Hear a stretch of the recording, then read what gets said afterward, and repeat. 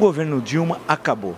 Só a presidente é que não sabe que o governo, por incrível que pareça, antes de completar o primeiro trimestre, já não é mais governo. Não é respeitado por ninguém, não tem base no Congresso, não é respeitado pelos empresários, não é respeitado pelo povo. O que aconteceu na última terça-feira em São Paulo com a vaia espontânea, quando ela foi inaugurar uma exposição de material de construção civil, uma coisa tão simples, tão boba, ela acabou sendo vaiada. Vaiada por populares, ninguém pode chamar o encanador, a faxineira que estava lá de elite branca, de olhos azuis, loiro, tal qual disse o ex-presidente Lula. Ali é uma demonstração inequívoca que esse governo perdeu qualquer base de respeitabilidade na sociedade civil e não tem qualquer presença efetiva hoje nos rumos do país. O país está absolutamente à deriva, não há mais governo, o governo acabou, a presidente se esconde da população, ela tem uma espécie de povofobia, que é a doença de se aproximar de qualquer ato público. Certamente, depois do acontecimento aqui de São Paulo, ela vai evitar ainda mais, como já evitava no primeiro bimestre do seu governo, qualquer contato público. Portanto, o que nós estamos assistindo, e o dia 15, no domingo, vai reforçar, é um isolamento a cada dia maior do governo.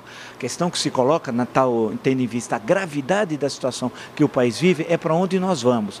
Uma leitura oposicionista é que deve se deixar sangrar a crise do governo, mas até não se sabe quando. Essa é uma leitura absolutamente equivocada da conjuntura política. O que nós não podemos é deixar o governo não governar, por exemplo, até o final desse ano. Nada disso. Quem vai ser atingido por isso? É o Brasil, são os brasileiros, especialmente os mais pobres. E aí qualquer possibilidade de conserto, por exemplo, no campo da economia, fica cada vez mais difícil. A grande tarefa que se coloca é encurtar o desenvolvimento dessa crise, que ela nos transforma numa lenta agonia que nunca é resolvida. Não dá. No presidencialismo tem de se resolver de outra forma. No caso do parlamentarismo seria simples, teria um voto de censura no parlamento, o gabinete cairia, ou seria uma nova composição partidária, ou seria convocado novas eleições. No presidencialismo, infelizmente, essa solução não pode ser adotada. O mandato da presidente vai até 31 de dezembro de 2018 e o Brasil, certamente, não aguenta Dilma Rousseff até 31 de dezembro de 2018. Portanto, tem de se encontrar uma saída.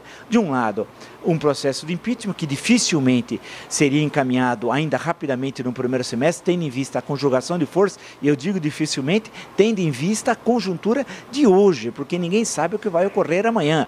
Basta ver o grave depoimento dado por Pedro Barusco na última terça-feira tal, né? Pode ser que tenha depoimentos tão bombásticos ou mais graves que aquele e que envolvam diretamente essa coligação que estava no poder, especialmente o Partido dos Trabalhadores. Mas nessa conjuntura, o impeachment pode ser solicitado, inclusive pode ser feita a solicitação por qualquer cidadão, mas a grande questão é que até o momento essa não é uma questão central colocada. Evidentemente que é um pedido das ruas, mas entre o pedido das ruas e abrir um processo de impeachment e chegar ao final do processo, você tem um longo tempo. A questão que pode encurtar para o Brasil essa crise terrível, que terá efeitos econômicos, já tem em 2015, continuará tendo em 2016, é encurtar essa crise. E o único meio de encurtar é o quê?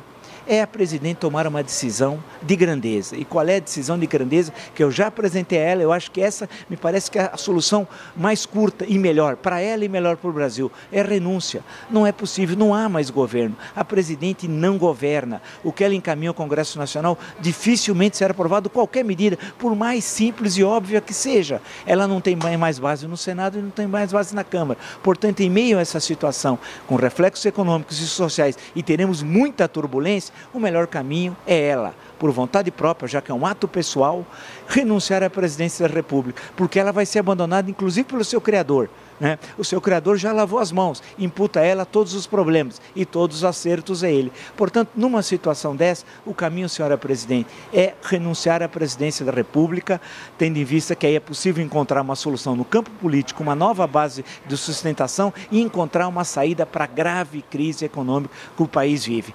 Senhora presidente, a senhora tem de entender que hoje o seu governo não existe mais, só a senhora imagina que governa, a senhora não governa mais nada, nem consegue governar o próprio Palácio do Planalto, a sede do Executivo Nacional. Senhora presidente, faça um ato de grandeza, renuncie à presidência da República.